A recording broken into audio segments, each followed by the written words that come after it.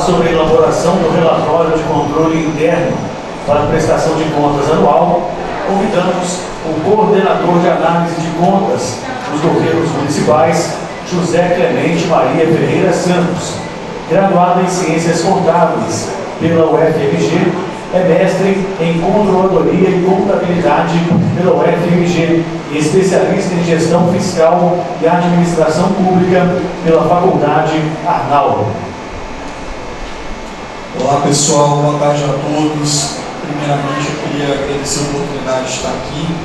Queria dizer para vocês que é uma responsabilidade muito grande estar aqui para conversar sobre o relatório de controle interno, que é uma coisa que afeta demais o trabalho tanto de vocês quanto dos próprios gestores, dos próprios prefeitos, tendo em vista que esse relatório ele acompanha o processo de prestação de contas e vai impactar na questão da opinião que o tribunal vai dar acerca das contas do prefeito.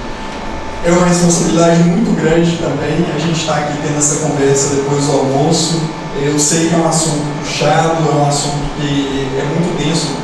Se a gente for pegar lá o anexo da Instrução Normativa 4, a gente vai ficar trabalhando quase com um checklist aqui de itens que tem que ter e itens que não tem que ter no relatório. E aí que realmente vocês vão dormir se a gente for ficar tratando dessa forma. Então eu vou tentar mostrar para vocês aqui, desmistificar um pouco esse, digamos assim, esse checklist que tem lá no anexo da Instrução Normativa da Prestação de Contas. Basicamente, tentar mostrar como que cada um daqueles itens tem relação com o trabalho de cada um de vocês, ou pelo menos com aquelas três frentes principais doutrinárias que o controle interno atua, e como cada uma dessas três frentes de trabalho impactam diretamente na emissão do parecer prévio. Antes de começar aqui a passar os slides, eu queria só tirar uma dúvida. Por favor, quem é controlador interno, teria como levantar as mãos, por favor? Bacana. Só mais uma dúvida aqui. Quantos de vocês aqui, se vocês puderem levantar a mão, quais de vocês são contadores aqui, por favor? Tá, joia. Advogados? Tá. Administradores? Tá uma turma bem eclética mesmo. Tá, joia. Vou tentar adaptar aqui a linguagem então. Então, como o tempo é curto, eu vou tentar aqui dar o gás aqui para a gente passar esse conteúdo que é muito grande, em espaço de tempo muito curto para a gente estar condensando aqui. Então, vamos que vamos.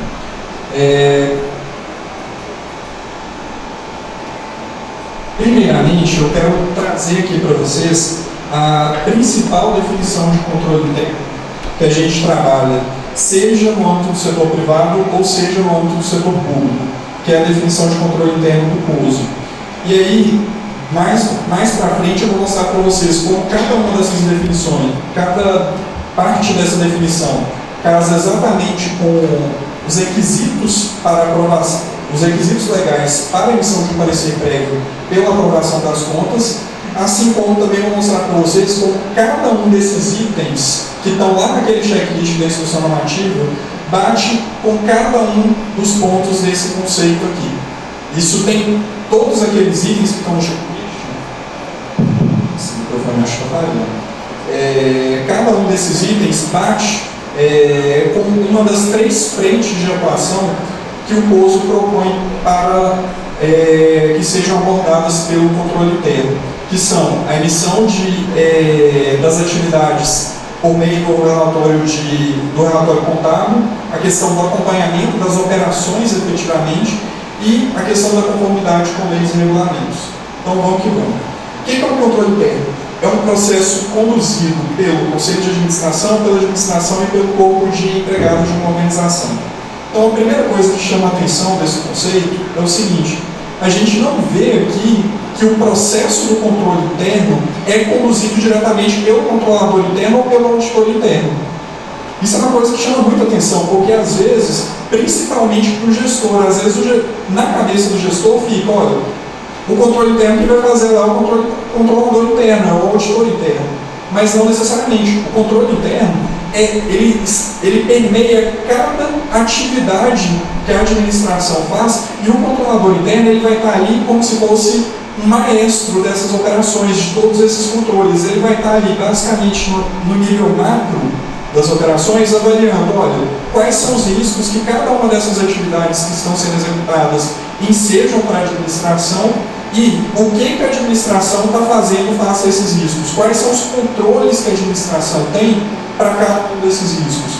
Então, o trabalho do controlador interno não é exatamente executar o controle, é você estar naquele nível vendo, olha, para cada atividade que está sendo executada aqui, eu tenho esse risco, e esse risco ele está coberto por um determinado controle, ou pelo menos esse controle ele vai reduzir esse risco a um nível aceitável. Porque a gente sabe que muitas vezes a gente não vai conseguir eliminar todos os erros, mas pelo menos a gente tem que ter um controle que vai dar um conforto tanto para o controlador quanto para o gestor, de que aquela situação, aquele risco não se materialize.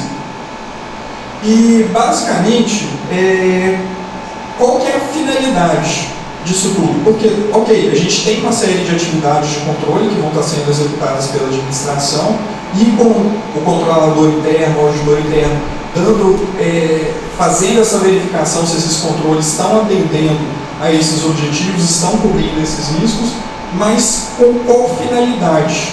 A finalidade é basicamente oferecer uma garantia quanto à realização de determinados objetivos, quanto a 3 objetivos, para ser mais preciso. Só que, antes de chegar nesses objetivos, eu chamo a atenção para uma palavrinha que está sendo colocada aqui, e que às vezes é bom para dar um conforto. A gente vai dar o controlador interno, ele vai dar uma garantia absoluta de que não vai acontecer erro no município. Ele não consegue dar controle nenhum do mundo, vai evitar em 100% das vezes de prevenir um determinado erro. Muitas vezes o erro vai acontecer, mas você vai ter um controle ali para identificar aquele erro e tentar corrigir, mas o erro já aconteceu. Então, não necessariamente a gente tem que ter essa visão de que o controle interno não vai deixar que aconteça nada de errado. Muitas vezes o erro vai acontecer e você vai ter um controle ali para tentar identificar a situação e contornar esse erro. Então, é uma garantia razoável, não é uma garantia absoluta. Eu só faço uma observação aqui com relação a esse termo razoável, porque às vezes a palavra razoável no português acaba que ela tem uma conotação, às vezes, de aquela coisa meio meia boca, né? Tá uma coisa mais ou menos razoável lá, você vira para quem tem filho aí, primo, sobrinho, qualquer coisa, como é que foi na prova da escola? Foi razoável, quanto você tirou? Tirei 5, em 10, 6, em 10, aquela coisa ali mais ou menos meia boca. Mas esse conceito é um conceito que vem do inglês, e no inglês o reasonable é um alto grau de confiança, então não é uma coisa assim meia boca, igual muitas vezes a gente acaba trazendo a conotação dessa palavra. Então o objetivo do controle é fornecer um alto grau de confiabilidade, não vai ser um grau absoluto, você não vai ter 100% de certeza que não vai acontecer, mas você vai ter um alto grau de confiabilidade, de conforto, digamos assim, de que aquela situação não vai se materializar. E especificamente, um alto grau de conforto com relação a 3 categorias de atividades, que são os 3 focos principais de atuação no controle interno, que esses 3 focos estão lá na instrução normativa, que são eficácia e eficiência das operações, confiabilidade das demonstrações contábeis e conformidade com leis e regulamentos. Vamos por parte aqui. Primeira coisa, operações, eficácia e eficiência das operações. Clemente, significa que a gente vai ter que acompanhar todas as operações do município? Efetivamente, o que a gente vai ter que acompanhar é todas as operações, todas as atividades que o município execute e que tenha algum tipo de risco que a gente realmente não consiga conviver. A gente vai ter que trabalhar. Como que a gente vai conseguir ver isso? A principal ferramenta hoje, que a maioria dos municípios trabalha, o Estado, a própria União trabalha, nesse caso, para fazer o mapeamento de todas essas operações, é basicamente o plano plurianual, o PPA, o PPAG, os municípios chamam de PPAG também. Por quê? Todas as operações que um determinado ente, no caso aqui os municípios vão executar, tem que estar direto ou indiretamente relacionadas no plano plurianual. Por quê? Você tem que ter ali no plano plurianual todos os projetos que vão estar distribuídos lá em atividades e projetos, com tudo aquilo que vai ser feito por aquela determinada gestão. Então, vamos pensar. No projeto, a gente vai ter lá aquela questão de você estar fazendo uma ampliação de alguma coisa. Por exemplo, você vai ter que construir uma escola, um hospital, alguma coisa. Você vai ter que ter lá um projeto para construir isso. Você vai ter que ter a manutenção de um hospital, a manutenção da escola. Isso vai estar lá como uma atividade no plano plurianual. Então, se vocês partirem do plano plurianual, vocês vão ter todo pelo menos esse direcionamento das principais atividades que estão sendo executadas em cada um dos municípios. E esse ponto também chama atenção porque, expressamente, a gente vai ter que dar um conforto no relatório com relação à execução orçamentária dos programas. Então, efetivamente, a principal fonte de dados assim, que vocês vão começar a buscar para tratar as operações são efetivamente os planos plurianuais. Vamos dar um exemplo aqui para tentar ficar uma coisa um pouco mais concreta. Supondo que o município tenha um programa de universalização do acesso à educação infantil. Supondo que, por exemplo, aí o município vai lá acessar um daqueles sites que a Naila trouxe hoje aqui de manhã, vai pegar a tabutorial aqui do município, vai ver que o município tem, vamos supor, 1.500 crianças em idade de educação infantil. E aí a gente vai olhar qual que é a oferta de vagas. O município tem uma oferta de 1.000 vagas. Então, para executar esse programa, eu vou ter que ampliar a minha oferta de vagas em 500 vagas. Então, o programa basicamente teria isso. A meta física desse programa vai ser ampliar em 500 vagas. Uma das metas físicas, no caso. E aí, o que a gente vai ter nesse programa? A gente vai ter um projeto, vários projetos, várias atividades. Supondo que o principal projeto seja a construção de uma escola que vai ter essas 500 vagas. Então, basicamente, eu vou ter que avaliar aqui, olha, eu vou ter uma operação aqui, efetivamente, uma atividade aqui de construir uma escola. Então, na hora que eu ver isso lá no plano plurianual, eu já tenho que pensar, olha, quais os riscos que podem acontecer aqui? Eu tenho um risco, por exemplo, de não conseguir um recurso, apesar de que esse não é uma coisa que está acontecendo esse ano, que esse ano está sobrando muito recurso, né, por causa da questão do Fundeb.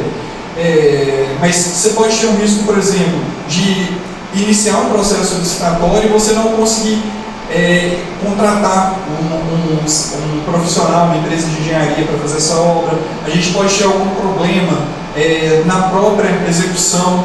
Você pode ter um risco da pessoa começar a obra e não terminar a obra, então você vai ter que ver o que você tem de controle para mitigar essa questão da qualificação econômica ou mesmo a qualificação técnica daquela empresa que está participando. Então, por ali, você já começa a ter uma ideia dos principais riscos que podem acontecer naquelas operações. E aí você vai ir no gestor, especificamente na administração, do empregado que está fazendo aquilo ali, para fazer o quê? O mapeamento de quais atividades estão cobrindo aqueles riscos. Tá, beleza. Além da construção, eu também vou ter a manutenção dessa escola que está sendo construída para ofertar essas 500 vagas. Então, a gente vai ter ali um custo lá, eu vou ter que ter uma metrificação de atividades lá no plano plurianual, para, por exemplo, conta de água, luz, telefone, internet. Eu vou ter que ter contratação de professores para integrarem aquele quadro de servidores ali.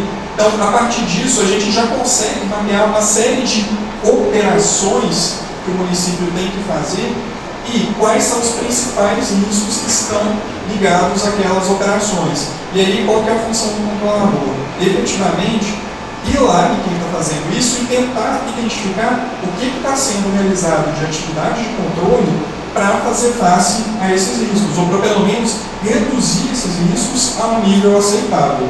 Beleza? Eu chamo também a atenção aqui com relação a essa questão aqui, eficácia e eficiência das operações. Está falando de efetividade? Não, não está falando de efetividade. Eficácia e eficiência. Então, vamos definir o que é eficácia e eficiência e como que isso também está casado com o plano plurianual. Basicamente, a eficácia está muito ligada a você atingir aquele determinado objetivo que você traçou. Então, se a sua meta é ofertar 500 vagas, ampliar em 500 vagas a oferta de educação infantil, se você ofertou 250 vagas, você não foi eficaz. Se você ofertou 500, 600, você foi eficaz. Nesse caso, você alcançou aquele objetivo que você estabeleceu. Se você tinha o objetivo de construir uma escola, você conseguiu construir aquela escola, você foi eficaz nesse projeto que você se propôs a fazer. Então, essa avaliação quanto à eficácia é basicamente isso.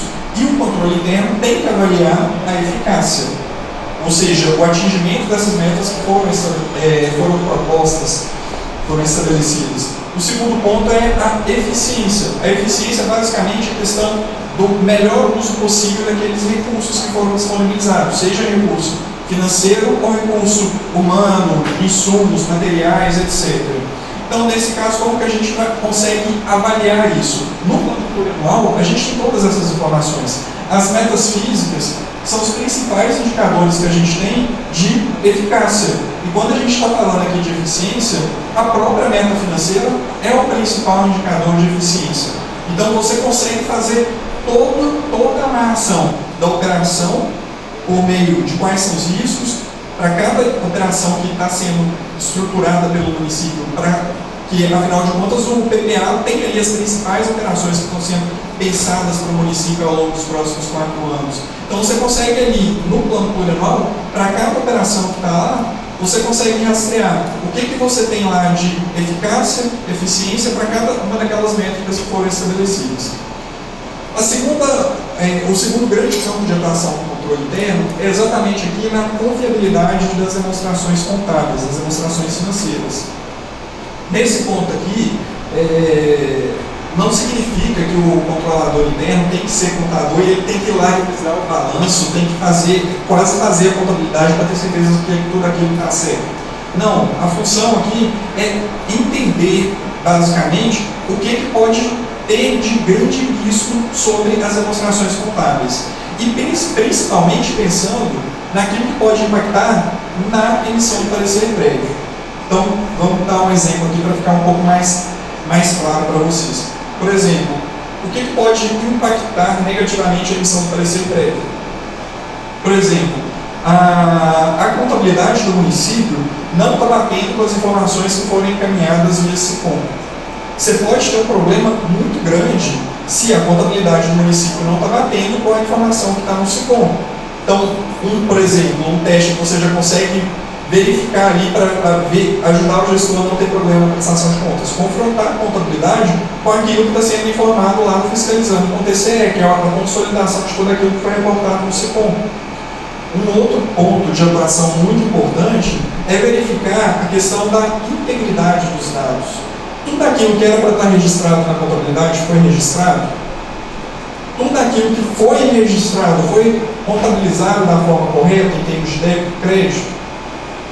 Às vezes passa a impressão para a gente que não, porque a gente pega muita informação, é conta invertida, ativo que não bate com passivo.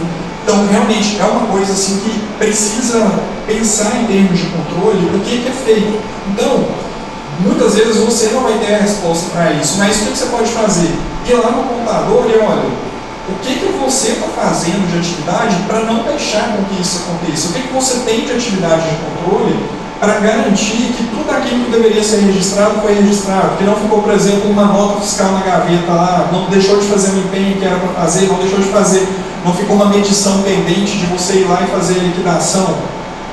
O que a gente tem de controle para garantir que isso não vai acontecer na contabilidade?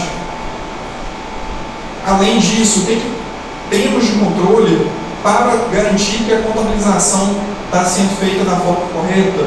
Às vezes você tem um assistente contábil ali, que o contador revisa os lançamentos. O que a gente tem? Você tem lançamentos padronizados, que o contador periodicamente revisa com base nos normativos que a STM solta. O que a gente tem efetivamente de controle para garantir que aquilo que está sendo registrado na contabilidade está sendo registrado da forma correta?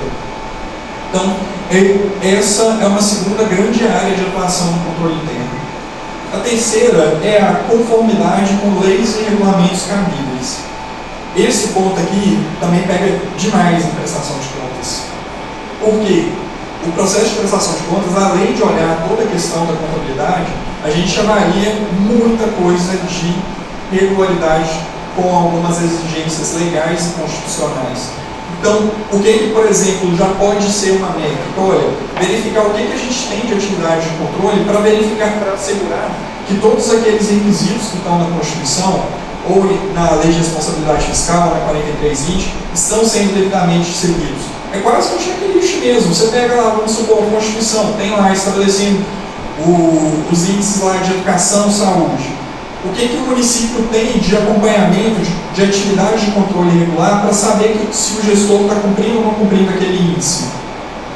Além disso, se a metodologia que o gestor está fazendo esse acompanhamento é uma metodologia que bate com a metodologia publicada pelo portal SICOM, porque pode dar uma divergência e aí o gestor está achando que está cumprindo os índices, né? E aí chega no final do ano da prestação de contas, ele acaba tendo a conta rejeitada por descumprimento de algum índice. Por quê? Porque a metodologia interna usada para a apuração não bate com a metodologia que a gente usa e que a gente divulga por meio do portal SICOM. Então é muito importante fazer esse checklist, verificar, olha, o que eu tenho aqui de principal exigência legal, sei lá, o que eu tenho, por exemplo, de exigência legal. Vamos pegar aqui, índice de mínimo gasto com educação, saúde, o que a gente tem, por exemplo, de aplicação com pessoal, o que a gente tem aqui de índice de endividamento,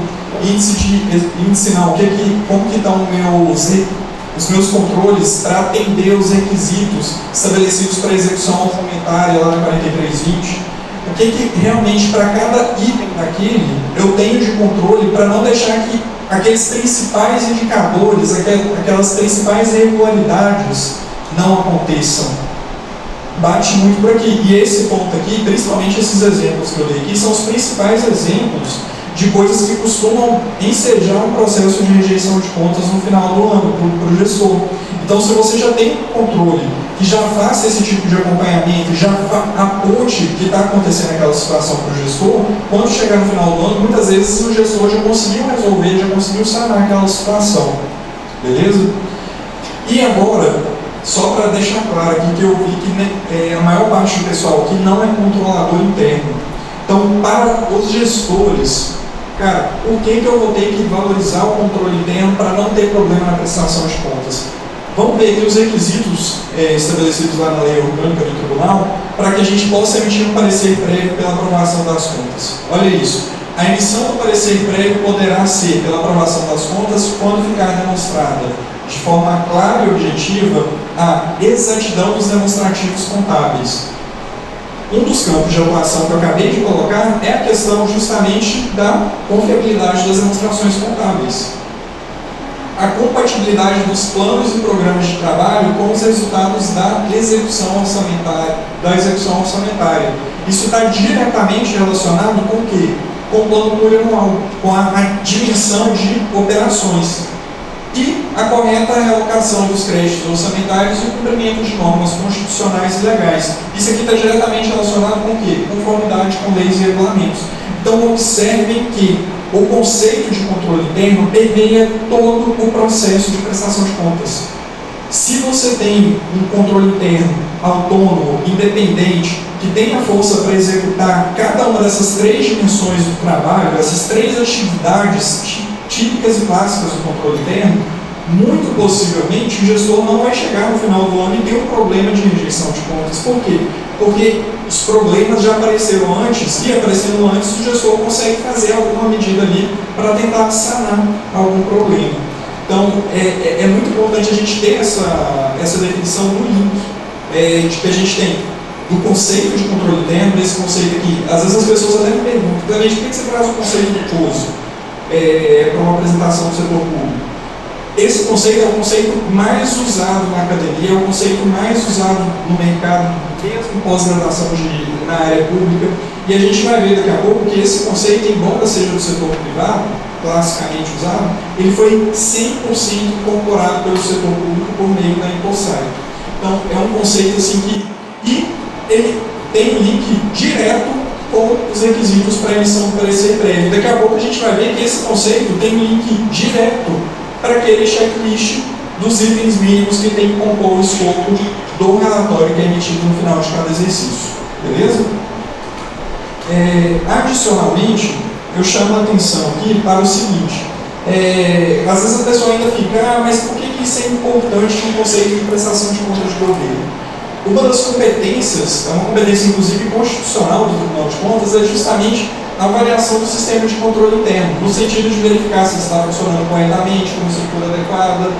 Então, a partir do momento que a gente faz essa avaliação por meio da prestação de contas, a gente consegue justamente entender como que vocês estão auxiliando o chefe do Poder Executivo ou o chefe do Poder Legislativo, conforme o caso, no cumprimento da sua própria missão, que é a avaliação que a gente faz por meio da prestação de contas.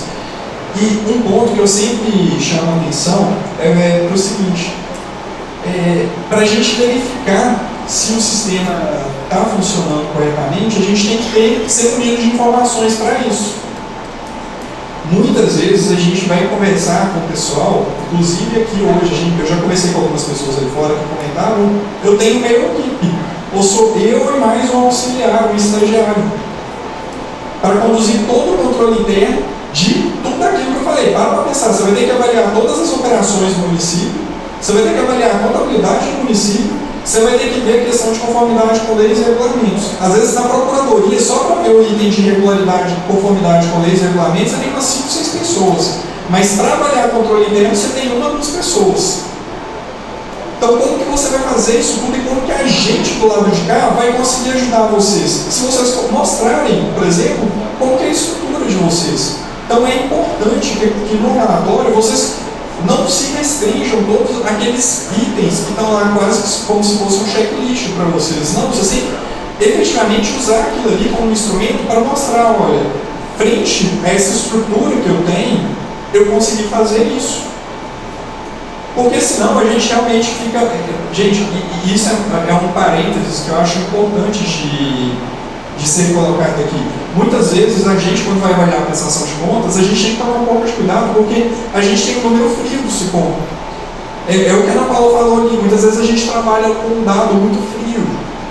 E na maioria das vezes, o dado deixa de ser frio quando a gente efetivamente pega o relatório de controle interno, que a gente vai entender o que teve de dificuldade, o que o município enfrentou naquele exercício que combinou naqueles números. Então, efetivamente, vocês informarem o que vocês estão passando, as dificuldades que vocês estão tendo, qual é a estrutura que você tem, como que você consegue efetivamente subsidiar o gestor de informações para ele tomar a decisão mais adequada naquele contexto ali, é muito importante para a gente. Entendeu? Então, basicamente, é só fazer um reforço com relação a esse ponto mesmo. E aqui eu partir daquele conceito que é o mais tradicional de controle interno, que é o conceito do POSE, agora eu vou ver o conceito que é o clássico do setor público, que é o conceito de controle interno da Intosai. E mais uma vez, a gente vai ver que casa exatamente com aquele conceito do POSE e tem uma relação direta com aqueles itens que vão estar no relatório de controle interno no final do exercício. Gente, eu estou vendo que tem aqui 3 pessoas tirando foto agora e mais para trás tinha algumas outras pessoas. A apresentação acho que hoje está ficando gravada, eu acho que está ao vivo no YouTube e vai colocar terminando aqui, vai colocar no portal da Escola de Contas, né, Naila?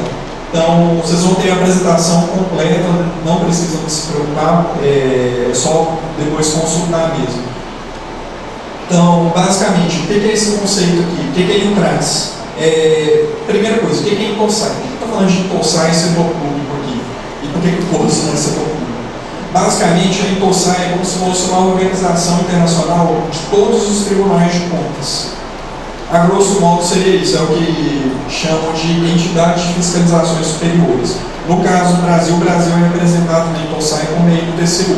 Então, periodicamente, a Intosai faz algumas reuniões com seus membros e produz uma série de diretrizes para a atuação dos tribunais de contas e para o setor público de forma geral. Então, esse é um conceito aqui bem contextualizado mesmo de setor público. Então, o que a Intelsai coloca como proposição de conceito para controle interno? A Intelsai coloca que é um processo integrado, efetuado pela direção e pelo corpo de funcionários. Então, eu chamo a atenção para essa palavra efetuado. É um processo efetuado pela direção e pelo corpo de funcionários. É efetuado pelo auditor interno? Não. É efetuado pelo controlador interno? Não. Embora muitas vezes a bomba caia no colo de vocês, na teoria não era para cair dessa forma. Na teoria não era para ser dessa forma. Então, é um processo que a gente tem que fazer sempre de conscientização do nosso trabalho. O trabalho do controlador interno, ele estaria ali para ser como se fosse um maestro de uma sinfonia mesmo. Você vai estar ali para enxergar no nível macro as atividades que vão estar sendo executadas e verificar quais são os principais riscos e como que a organização está respondendo a esses riscos. A grosso modo seria isso. Mas é um processo executado pela administração e pelo corpo de funcionários. E aqui é muito importante chamar a atenção, por quê?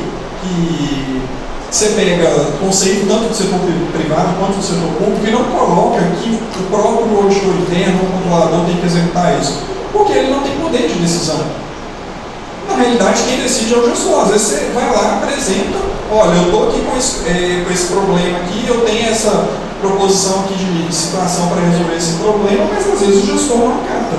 E aí ele vai arcar com o risco de ele não acatar isso aí. E é um caso muito importante de vocês deixarem registrado no relatório de vocês. Por quê? Porque se vocês identificarem determinada coisa e não comunicarem ao Tribunal de Contas, e aquilo ali der problema, vocês respondem solidariamente com o gestor naquilo ali. Então, o principal mecanismo de vocês deixarem isso registrado é justamente o relatório de controle interno. Então, é um processo efetuado pela direção e pelo corpo de funcionários. É estruturado para enfrentar riscos e fornecer razoável segurança de que, na consecução da missão da entidade, alguns objetivos serão alcançados. Então, qual que é o objetivo? Enfrentar riscos e fornecer razoável segurança de que aqueles riscos não vão se materializar na realidade.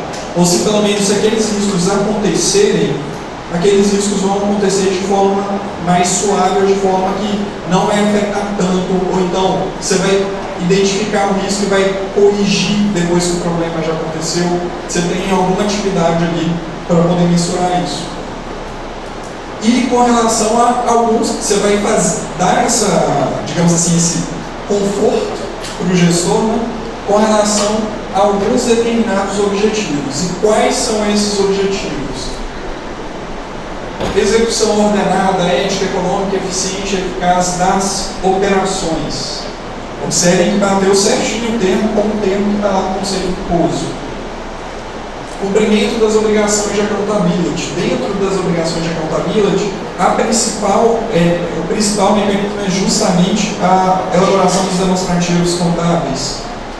Cumprimento de leis e regulamentos aplicáveis e salvaguarda dos recursos para evitar perdas, mau uso e dano. Então, observem o seguinte, a gente sempre está girando em torno daquelas 3 atividades principais, quais sejam condução das operações, avaliação quanto à eficácia e eficiência das operações, mais uma vez ressaltando que as operações, o principal registro, o principal fio condutor da atividade de vocês vai ser o baseamento por meio do plano plurianual.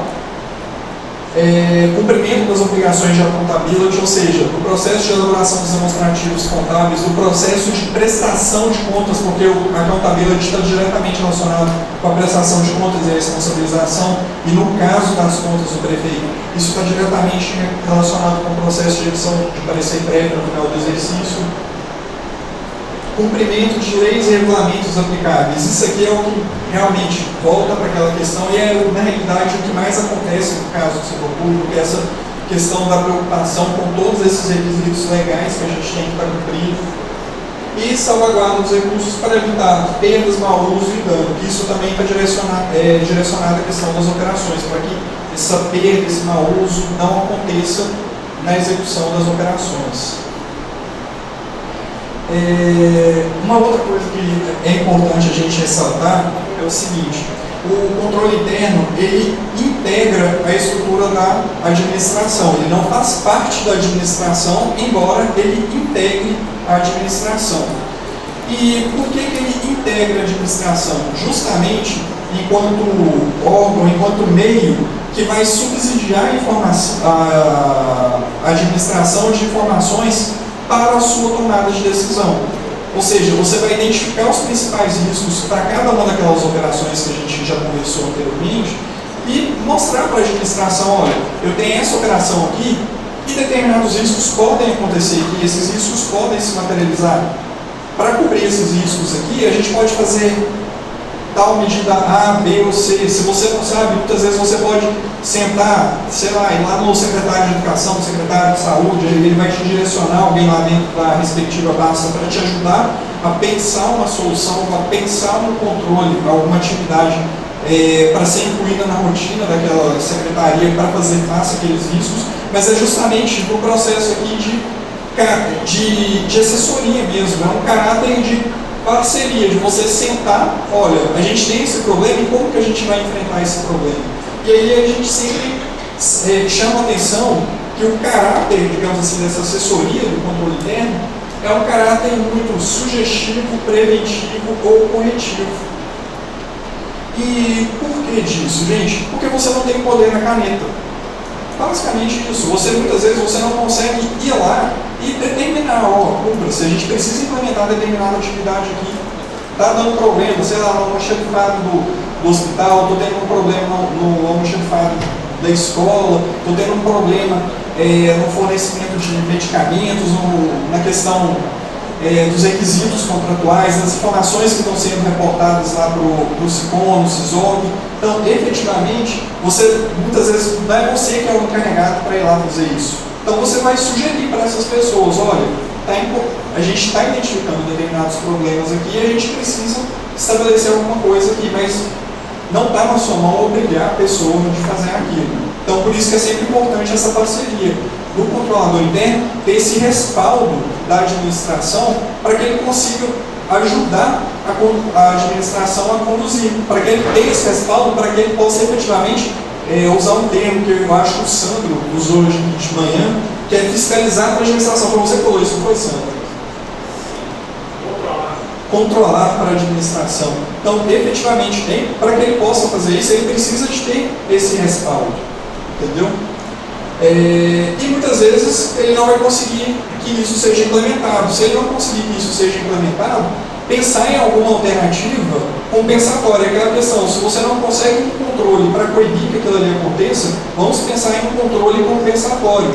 Para quê? Para que, se aquilo ali acontecer, eu consiga corrigir, eu consiga tentar mitigar de alguma forma. Então, por isso que a gente coloca aqui preventivo ou corretivo.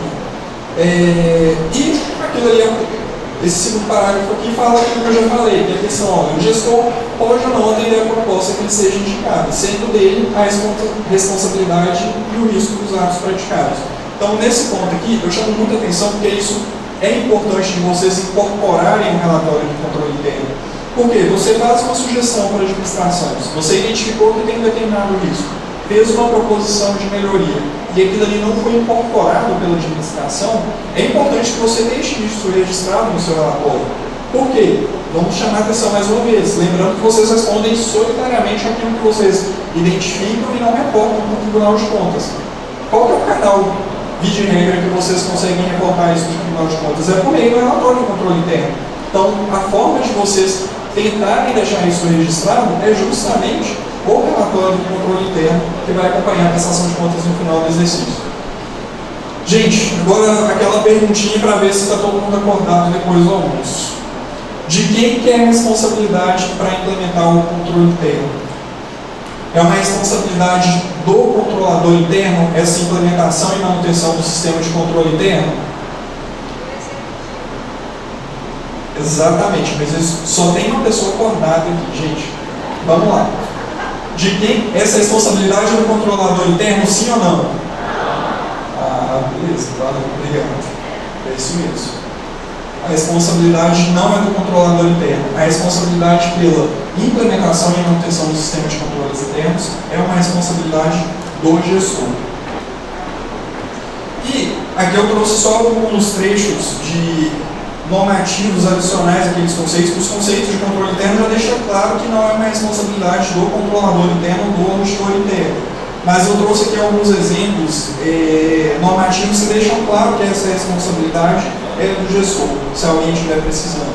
Então aqui a gente tem aqui que a administração é que tem a responsabilidade e a autoridade para avaliar as deficiências de controle interno e tomar as medidas corretivas necessárias. Ou seja, o controlador interno ele vai mostrar aquilo ali. A avaliação, se a gestão vai seguir ou não aquela orientação, é uma responsabilidade da própria gestão. A administração tem a responsabilidade pelo desenho e implementação e manutenção do sistema de controle interno, de prevenção e detecção de fraude. A principal responsabilidade pela prevenção e detecção de fraude é dos responsáveis pela governança da entidade e da sua administração. Então aqui a gente percebe que a responsabilidade do infringir dos ovos é uma responsabilidade do gestor. Mas a gente é empregado justamente no intuito de auxiliar o gestor, de controlar para o gestor. Então, efetivamente, a gente mostrar para o gestor, olha, isso aqui pode dar um problema para você. Nos encontros técnicos anteriores, acabou que a gente teve uma interface muito grande com vários prefeitos, e o Sandro até resgatou aqui na apresentação dele hoje cedo, das principais preocupações que o gestor tem quando ele termina o mandato. Olha, eu não quero ter problema com o Tribunal de Contas depois, eu quero terminar minha gestão, digamos assim, com chave de ouro, eu não quero ficar recebendo questionamento, recebendo intimação. Eu lembro que teve um encontro técnico que eu fui, acho que ano passado, um pouquinho antes da pandemia, que tinha um prefeito que ele até morava numa fazenda e falou, olha, eu quero ir para minha fazenda, eu não quero saber de mais nada, depois que acabou minha gestão, dia 1º de janeiro, eu quero estar longe, eu não quero ter problema com o Tribunal de Contas. Então, qual que é a principal função disso, do controle interno? É tentar ajudar justamente isso, que o gestor, que o prefeito, ele não tenha, acabou a gestão dele, que ele possa descansar com tranquilidade, sem ficar recebendo problema do Tribunal de Contas, sem ficar recebendo questionamentos do porquê que ele fez determinadas coisas. Então já vai estar tudo registrado nos relatórios de controle interno. Por que ele tomou determinadas decisões. E só para ressaltar, eu mostrei para vocês que os requisitos para a emissão de um parecer prévio pela aprovação das contas estão diretamente relacionadas com as 3 principais áreas de atuação do controle interno, que são a avaliação das operações, a emissão dos relatórios contábeis e a questão da conformidade com lei e regulamentos. Então, só por isso a gente já vê o casamento disso com o processo de prestação de contas. Mas, muita gente ainda pergunta, tá, Clemente, mas que diacho, por que eu tenho que mandar o relatório junto com a prestação de contas? Por que, por exemplo, o tribunal vai emitir um parecer prévio pela rejeição das contas se não estiver acompanhando o relatório de controle interno aquela prestação de contas? Basicamente, porque a Lei Complementar 102 de 2008 estabelece isso. Olha aqui, olha. As contas anuais do prefeito serão examinadas pelo tribunal, que emitirá parecer prévio, e lá no parágrafo 3º coloca: as contas serão acompanhadas do relatório e do parecer conclusivo do órgão central do sistema de controle interno, que conterão os elementos indicados em atos normativos do tribunal. Então, beleza, os elementos indicados em atos normativos do tribunal, a gente já está tratando de todos eles quando eu trato daquelas 3 áreas de atuação. Depois a gente vai esmiuçar no checklist. Mas eu chamo a atenção aqui nesse ponto, porque é um problema que às vezes costuma acontecer nas prestações de contas. O relatório é encaminhado, mas o relatório ele não tem uma opinião conclusiva com relação às contas. Ou seja, o controlador ele avaliou com uma proximidade muito maior o que a gestão fez, mas ele efetivamente ele não opinou. Olha, o gestor fez isso, está certo, então em função disso eu estou propondo a aprovação das contas, ou eu encontrei uma irregularidadezinha formal ou outra, Então, seria uma aprovação com ressalvas, que é o caso, inclusive, mais comum que a gente encontra nos relatórios de controle interno. Ou não, tem um indicador realmente problemático aqui, então seria uma opinião pela rejeição das contas. Esse é um problema que acontece demais nos relatórios de controle interno. Eu diria que cerca de 10% dos relatórios de controle interno que a gente pega para analisar não tem essa opinião conclusiva, e isso entra na avaliação das contas de governo lá do prefeito. Acaba que a gente coloca uma ressalva, muitas vezes no parecer prévio, em função de não ter essa conclusividade do relatório. E é uma coisa relativamente simples. Eu sei que às vezes a gente fica com medo, né, de colocar essa questão da opinião, mas é uma coisa inerente à nossa área de atuação mesmo, de controle.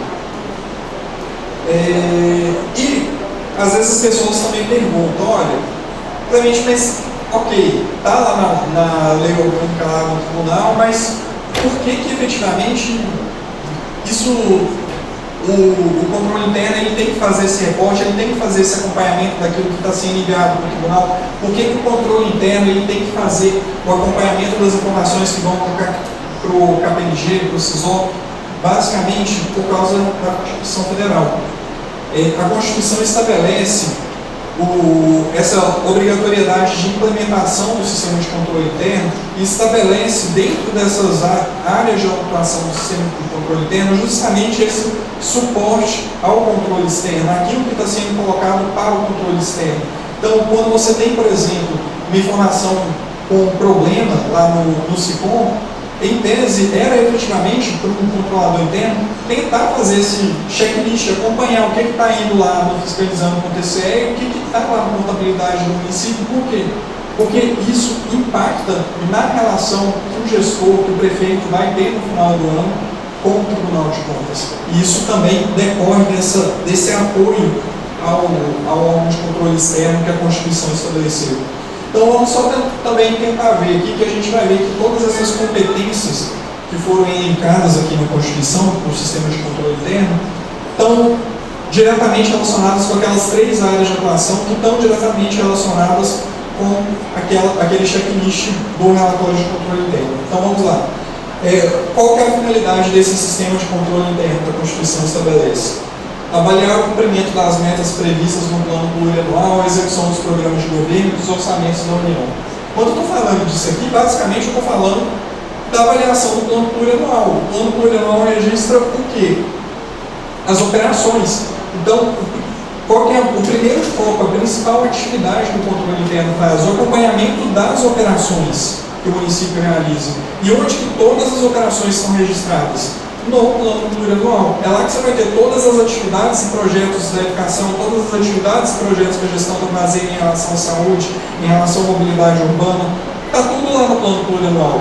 Então, esse que é o fio condutor. E a Constituição já coloca, olha, o sistema de controle interno tem que justamente dar essa confiança com relação a isso, a todas essas metas que estão pactuadas lá no plano plurianual. O que a gente tem de meta pactuada lá no plano plurianual? Meta física e meta financeira. Gente, observa a Constituição, eu não sei se foi proposital, mas quando a gente olha isso, ela foi extremamente técnica. Quando a gente pega os conceitos de controle interno, seja do COSO, seja da INCOSAI, a gente vê avaliação quanto à efetividade, a eficácia das operações e a eficiência das operações. Isso está totalmente colocado nas metas do plano plurianual, nas metas físicas, no tocante à eficácia, e nas metas financeiras, no tocante à eficiência. Então, a Constituição foi extremamente técnica quando ela colocou dessa forma. Comprovar a legalidade e avaliar os resultados quanto à eficácia e eficiência da gestão orçamentária. Então, quando a gente está falando, e etc. aqui, quando a gente está falando aqui, comprovar a legalidade. Isso aqui está basicamente voltando para aquela dimensão de atuação de conformidade com leis e regulamentos. Então, é basicamente fazer um checklist dos principais normativos, se não todos, mas pelo menos dos principais que afetam mais a gestão. Você pega a Constituição, o que a gente tem aqui de obrigação? Tem mínimo de educação, saúde, os limites de gasto com pessoal em endividamento, inscrição de restos a pagar, os requisitos para emissão de crédito adicional, que é uma coisa que dá muito problema também em prestação de contas, o que a gente tem de controle para cada etapa da execução orçamentária. Todos esses requisitos, esse controle de legalidade está justamente direcionado com aquela dimensão de controle de regularidade que o conceito tanto do COSO quanto da InfoSci estabelece. Exercer o controle das operações de créditos, avais e garantias, bem como dos direitos e haveres. Isso aqui também é um requisito legal, isso também entra dentro da conformidade. Apoiar o controle externo no exercício de sua missão institucional está diretamente relacionado. Por quê? Porque o controle externo vai se usar de todas essas informações geradas pela gestão para exercer a sua missão institucional de controle do gasto público, daquilo que está sendo executado pelos municípios. Como que a gente, por exemplo, vai poder rodar aquela malha de pessoal que a Ana mostrou agora há pouco, que deu até na imprensa aqui, aquele tanto de casos, se a gente não tem uma informação adequada para a gente estar trabalhando. Então, justamente, a Constituição já fez esse link para mostrar, olha, o controle interno e o controle externo têm que trabalhar juntos nisso. Eu chamo até a atenção para uma figurinha que a Naila colocou, foi um dos primeiros slides que ela colocou na apresentação dela, que tinha 3 bonequinhos lá, que tinha um representando o controle externo, outro representando o controle interno e outro representando o controle social. Se a gente efetivamente tiver um de costas para o outro, a gente não vai conseguir caminhar juntos nas suas respectivas missões. Se a gente não tiver uma informação de qualidade, a gente não vai conseguir fazer o nosso trabalho do lado de cá. Mas, se vocês também não fizerem esse acompanhamento, vocês também não vão conseguir atender todos aqueles requisitos para uma perfeita execução do sistema de controle interno. Então, é efetivamente cada um na sua alçada, tentando produzir o que for melhor, o melhor que for possível para a sua realidade. Uma coisa que já me perguntaram, isso não foi em encontro técnico, mas acaba que em sala de aula a gente sempre tem umas pessoas que aprofundam um pouco mais nessa parte conceitual, falando, Clemente, controle interno é diferente de sistema de controle interno. Aí eu, nossa senhora, vamos lá. Vamos sentar aqui. O que acontece? A Constituição estabeleceu que os poderes, poder executivo, legislativo e judiciário, manterão de forma integrada um sistema de controle interno. E muitas vezes a gente não vê conceito de sistema de controle interno, a gente vê conceito de controle interno. Então, para não deixar dúvidas que, embora sejam termos distintos, a gente está falando a mesma coisa, que eu trouxe o conceito de sistema de controle interno, só para a gente deixar claro que a gente está voltando para aquelas 3 atividades clássicas que eu comentei anteriormente. Então, o sistema de controle interno deve ser entendido como um plano da organização, um conjunto de métodos e medidas coordenadas adotadas pela organização para... Em resumo, quando você está falando um plano, um conjunto de métodos, medidas coordenadas adotadas pela administração, a gente está falando de quê? De todas as atividades que são feitas pela administração, todas as atividades de controle. Para cada... O que a gente chama de controle interno nada mais é do que uma atividade, uma rotina de trabalho que alguém dentro da organização vai estar executando, ou que é um controle automatizado, mas é uma rotina, é um método de trabalho organizado que tem uma finalidade. No caso, algumas finalidades. E aí, esse conceito que coloca: salvaguardar os seus ativos, verificar a adequação e conformidade dos seus dados contábeis, promover a eficiência operacional e estimular o respeito e obediência às políticas administrativas fixadas pela gestão. Observe que aqui, esse conceito, mais uma vez, ele bateu naquelas 3 coisas: confiabilidade dos dados contábeis, a dimensão das operações, da eficácia operacional, e obediências políticas administrativas que devem estar em conformidade com as normas e regulamentos aplicados. Então, mais uma vez, é um nome diferente. Ok, mas a gente volta para a mesma coisa. Beleza? Então, depois de fazer todo esse background aqui, conceitual, a gente vai fazer como se fosse um deparo da atuação de vocês, segundo os conceitos de atuação de controle interno, em relação àquilo que tem que ter efetivamente no relatório de controle interno. Então vamos lá. Quando a gente está falando aqui, o primeiro item que tem que constar no relatório de controle interno: cumprimento das metas previstas no plano plurianual e na lei orçamentária. Quando a gente está falando disso aqui, a gente está falando justamente da dimensão de quê? De operações. Por quê? Porque é no plano plurianual e na lei orçamentária que a operação do município está registrada por meio de quê? De programas que estão lá divididos em atividades e projetos. Então, quando você pega o plano plurianual, efetivamente, você vai ter lá toda a avaliação com relação à eficácia e eficiência operacional. E observem o seguinte: que é um ponto que às vezes costuma, alguns relatórios confundem um pouco disso. Cumprimento das metas previstas no plano plurianual. O que a gente está falando de que meta que a gente tem prevista no plano plurianual? Em resumo, é meta física e meta financeira.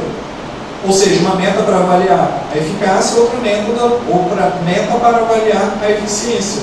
Muitos relatórios que a gente pega não faz essa avaliação com relação ao cumprimento das metas que foram previstas. Então, como que a gente vai avaliar se efetivamente vocês estão auxiliando o gestor na dimensão de operações? Porque a gente tem que avaliar a questão da efetividade do sistema de controle interno do município. Mas como que a gente vai fazer isso sem que a gente não consegue ver exatamente como que vocês fizeram esse acompanhamento das metas do plano plurianual? Fica muito complicado. O segundo ponto que tem que constar aqui do relatório: resultados quanto à eficiência e eficácia da gestão orçamentária, financeira e patrimonial. Mais uma vez, quando a gente está falando aqui, a gente está falando de eficácia e eficiência da gestão. Eficácia e eficiência a gente vai avaliar por onde? Por meio das metas físicas e das metas financeiras. E aqui vai até um pouco além, aqui está falando da gestão orçamentária, financeira e patrimonial. Então aqui basicamente, o que a gente está falando?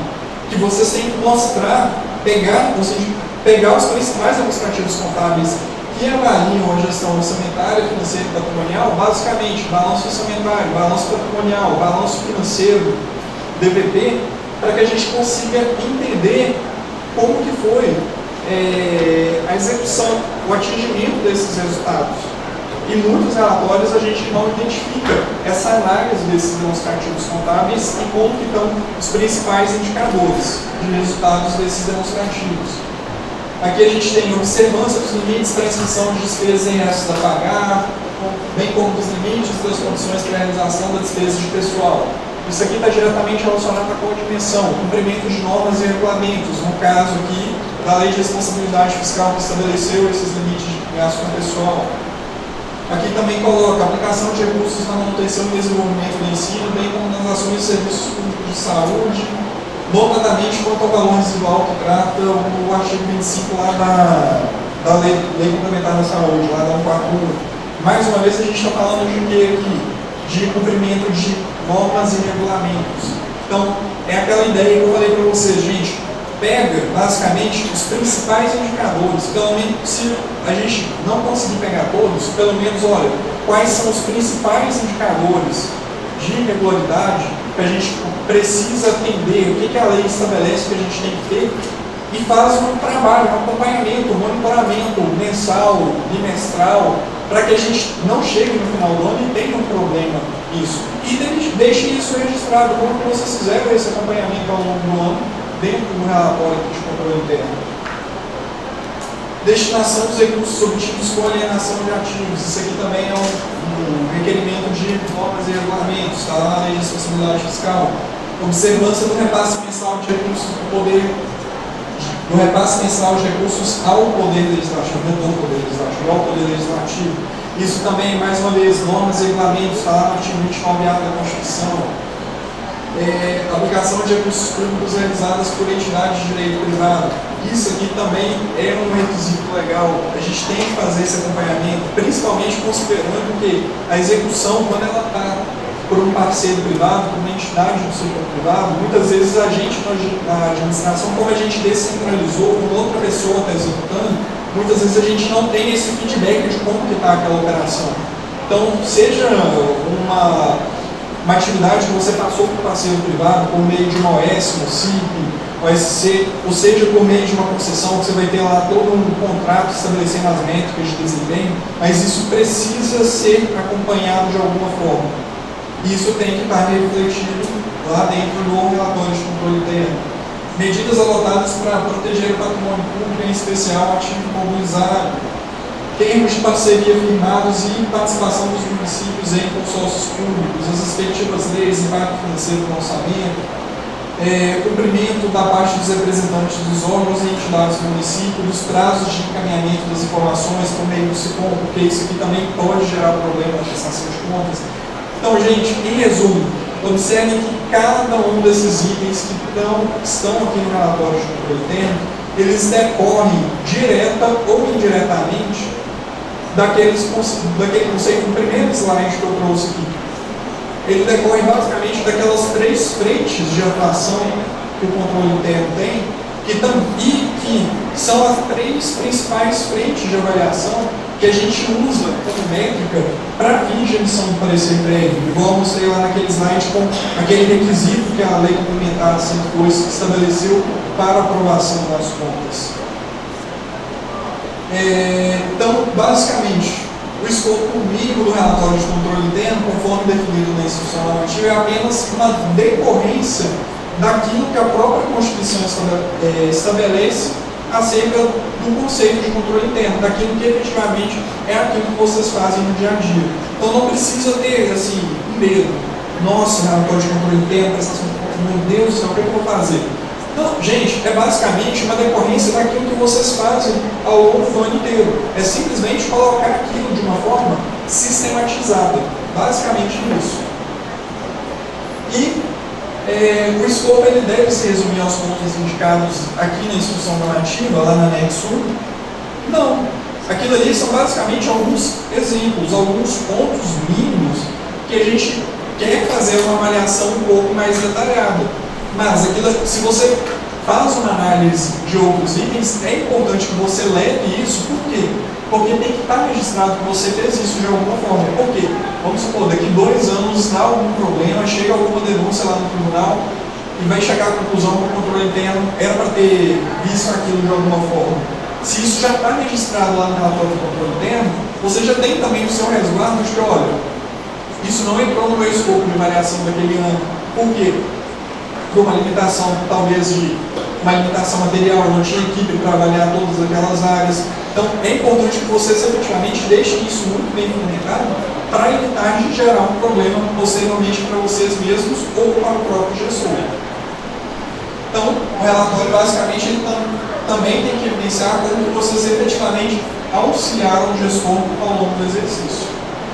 Aqui eu trouxe uns exemplos de um relatório de controle interno que eu estava revisando quando eu elaborei essa apresentação aqui da semana que eu estava elaborando a apresentação, e que mostra claramente essa questão de não limitação àqueles pontos anteriormente indicados. Que mostra exatamente essa questão de como que ele fez uma análise com o objetivo de assessorar e evitar um problema para a gestão do futuro. Por exemplo, aqui, ele colocou, olha, eu fiz uma análise das obras públicas. E aí, qual foi o objetivo? Apresentar de forma macro a confrontação das informações executivas e financeiras das obras de engenharia. E aí ele foi estabelecendo a metodologia dele, olha, as obras de engenharia classificadas na natureza de despesa tal, na rua de 2018, que estava com tramitação de pagamento dentro de tais secretarias, etc. E tal. Então, quais foram os eixos que o trabalho olhou? Ele avaliou aqui o que tinha de despesa prevista e não foi executada, ou foi executada de forma parcial ou total, conforme especificamente na questão das medições que serviram de subsídio para a liquidação da despesa. Aí ele começou a analisar tudo. Ele pegou, ele mostrou a inspeção, tabela de inspeção, etc. Mas aí ele chegou em algumas conclusões mais gerais aqui, olha. Pontos relevantes observados, análise pontual. Percebe-se o grande volume de investimentos previstos e não realizados, concentram-se na linha de 4 secretarias, a saber, obras, educação, trânsito, saúde. Então, como que isso aqui é importante para o gestor? O gestor tem que ter uma noção de quais secretarias estão executando aquilo que foi previsto. Por exemplo, você tem uma obra que estava prevista na Secretaria de Educação que não foi feita, o prefeito ele tem que estar ciente disso. Muitas vezes essa informação não chega para o prefeito. Por quê? Para ele poder cobrar, por exemplo, lá do secretário de Educação, do secretário de Saúde. Então, efetivamente, é uma análise que agrega para o gestor poder fazer esse acompanhamento. E aí ele já veio aqui e colocou a causa. Olha, essa obra não aconteceu e ele já justificou. Olha, não aconteceu por quê? Porque o município passou por uma restrição de recursos, etc. E tal. Quando era uma prestação de contas de 2018, que eu estava revisando, estava naquele processo lá de problema com relação à disponibilização de recursos por parte do Estado. Então, realmente, o município estava enfrentando uma limitação de recursos muito grande. Então, ele veio aqui, explicou tudo, mostrou em valores mesmo. Olha, eu deixei de receber tanto do Estado, então, como eu deixei de receber tais valores, efetivamente, eu deixei de executar tanto das obras que estavam previstas inicialmente. E aí ele foi destacando isso tudo por secretaria, o que aconteceu e tudo mais. Ele coloca aqui, olha, na Secretaria Municipal de Meio Ambiente e Desenvolvimento Urbanístico, identificados os valores empenhados e não liquidados, obras que não tiveram medições tramitadas pela assessoria técnica de engenharia. Então ele mostrou lá, ele continuou descrevendo aqui, etc., mostrando que, olha, estava com um problema, um gargalo lá nessa assessoria técnica de engenharia, que ela não estava conseguindo processar todas as medições. Aí a consequência era o quê? Você não tinha as liquidações. Então, muitas vezes, a informação que estava na contabilidade estava inadequada, porque já era para você ter liquidado uma série de coisas que não estava registrado. Então, ele conseguiu identificar isso aqui para já propor uma medida corretiva para isso. Aí ele mostrou aqui, olha, na Secretaria Municipal de Saúde, com apenas uma obra medida em 2018, a retomada da 10ª unidade básica de saúde da família, tramitou por essa assessoria lá de engenharia, com um valor equivalente a 2 medições, totalizando um valor tal. E aí ele foi descrevendo aqui e coloca aqui, olha, deverá ser avaliado o montante pago no início de 2019, juntamente com a terceira medição. Por quê? Você estava tendo um problema de atraso no pagamento. E o atraso no pagamento ocasionado pelo atraso do processamento da medição e da liquidação. Então, o que ele falou? Olha, vamos já fazer o acompanhamento para ver se isso vai ser regularizado no início do ano seguinte. Ele já vai estabelecendo aqui o plano de ação. Outra coisa aqui, no caso aqui que ele comentou que ele estava fazendo, ele estava implementando uma plataforma eletrônica para a prestação de contas do terceiro setor, justamente visando aquele item que tem lá no relatório de avaliação de recursos aplicados por terceiros. Aí ele, olha, a gente está fazendo essa implantação da plataforma, só que eu ainda não estou confiando totalmente na plataforma. Então, o que eu estou fazendo nesse ano inicial? Já estou estabelecendo controle compensatório, estou fazendo uma regra de transição, digamos assim, olha, nesse ano eu estou, além de tramitar a prestação de contas eletronicamente, eu estou compensando isso, fazendo a prestação de contas física. Então, ele já mostrando ali, olha, se der problema, eu já consigo captar aqui por meio da prestação de contas física, pelo menos nesse momento de implantação do sistema. Então, basicamente, para fechar aqui, alguns pontos que podem ser objeto de melhoria nos relatórios de controle interno que a gente observa. Não considerar a disponibilidade de caixa conforme a fonte para fins de inscrição em restos a pagar e para fins de gasto mínimo em educação e saúde. Isso aqui é muito importante, gente. O que acontece? Muitas vezes o relatório de controle interno faz essa avaliação, porque é um item lá do escopo mínimo lá, que vocês têm que fazer, da avaliação do gasto mínimo para educação e saúde, só que você olha no relatório de controle interno, o município está cumprindo isso para educação e saúde, só que quando a gente vai avaliar a prestação de contas, isso não acontece. Por que isso não acontece? Muitas vezes porque tem uma diferença de metodologia entre a controladoria e a metodologia do tribunal. Então, nesse caso, a orientação que eu sempre passo é, gente, vamos ficar atentos às metodologias que estão publicadas e disponibilizadas lá no portal SICOM. Lá no portal SICOM tem toda a metodologia que a gente utiliza para fins de avaliação de gasto mínimo em educação e saúde. Então, se vocês fizerem esse acompanhamento por lá, vocês já vão ter um direcionamento muito bom para poder auxiliar a gestão, de forma que a gestão não tenha uma surpresa no final do ano. Não especificação dos valores aplicados por entidades de direito privado, quais prestadores, quais foram os resultados obtidos. Um dos itens que está lá no item de escopo mínimo é efetivamente essa questão do acompanhamento dos recursos aplicados por terceiros, por organizações do setor privado. Só que muitas vezes não é colocado quanto foi para cada entidade privada, qual resultado era esperado para aquela entidade privada, qual foi o resultado que aquela entidade privada alcançou na prestação daquele determinado serviço que foi pactuado. Então, é um ponto de atenção que a gente precisa deixar isso muito bem registrado. Outra coisa é não demonstrar os procedimentos que foram realizados de auditoria ao longo do exercício, detalhando objetivos, metodologias e resultados.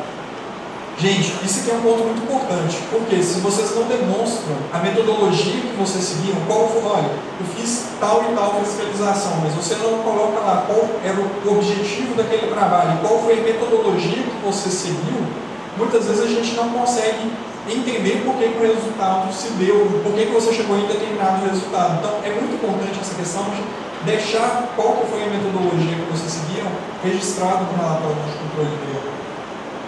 Outra coisa é não demonstrar o planejamento de trabalhos do exercício seguinte, segundo critérios de materialidade, relevância e risco. Esse aqui é um ponto que eu até esqueci de comentar com a Edna. Eu vou mandar essa semana o expediente para o superintendência para deixar isso claro também, que é um requisito que está no regimento interno do tribunal e que tem muita gente que não manda esse planejamento dos trabalhos para o exercício subsequente. Então, ainda não está lá nos itens de escopo mínimo, embora esteja no regimento interno, mas eu vou pedir para fazer essa consolidação. Aqui é um ponto que acontece, são poucas vezes, mas acontece, então eu vou deixar aqui. Muitos casos onde o controle interno é conduzido por parceiros do setor privado, por prestadores de serviço, etc., acontece da gente ver um relatório de controle interno de um município está com o mesmo conteúdo de outro município. Valores, textos, formatação, sim, tudo. Só muda o cabeçalho, basicamente, o nome do gestor e a assinatura lá embaixo. Então, é um ponto que eu quero chamar a atenção para vocês. Eu quero lembrar aqui que esse relatório é acompanhado pelo Ministério Público de Contas e isso aqui pode ensejar algum tipo de responsabilização por falsidade ideológica, etc. Então, não sei se acontece o caso aqui, se algum de vocês já viram esse caso, mas já apareceu vários casos, principalmente quando é prestador de serviço que faz esse trabalho. Outro ponto de atenção é a questão do relatório do controle interno assinado pelo próprio gestor. Não, o gestor ele é responsável pela prestação de contas, ele assina a prestação de contas. Só que o relatório do controle interno é assinado pelo controlador interno que é o responsável técnico daquela informação que está sendo colocada ali. Outro ponto que eu já comentei anteriormente é a questão da não conclusividade do relatório. Como isso aqui também é expresso na lei orgânica como requisito para a aprovação das contas, acaba que a gente tem que levar isso em consideração também. Outra coisa que seria interessante, que muita gente não demonstra, é a questão de mostrar a questão da estrutura funcional que vocês têm. Mostrar, por exemplo, a quantidade de servidores, qualquer estrutura funcional que vocês têm, se vocês têm a independência necessária para conduzir os seus trabalhos, etc. Isso é muito importante para a gente entender o contexto daquilo que foi colocado ali naquele relatório. E só um lembrete para aquele caso de um relatório de um município estar em outro município, lembrando que isso aqui é avaliado pelo Ministério Público de Contas. Então é só para enfatizar que isso pode gerar algum tipo de responsabilização. Então é isso, pessoal. Eu agradeço muito a oportunidade de estar aqui com vocês, eu agradeço a atenção de vocês. Assim.